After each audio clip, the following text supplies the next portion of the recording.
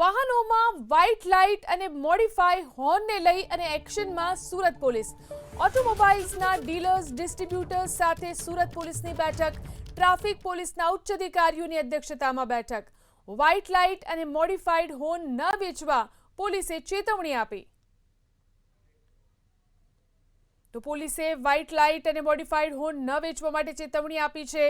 Surat police તેને લઈને એક્શનમાં આવી અને ઓટોમોબાઇલ્સના ડીલર્સ ડિસ્ટ્રીબ્યુટર્સ સાથે પોલીસે બેઠક કરી। ટ્રાફિક પોલીસના ઉચ્ચ અધિકારીઓની અધ્યક્ષતામાં બેઠક યોજાઈ।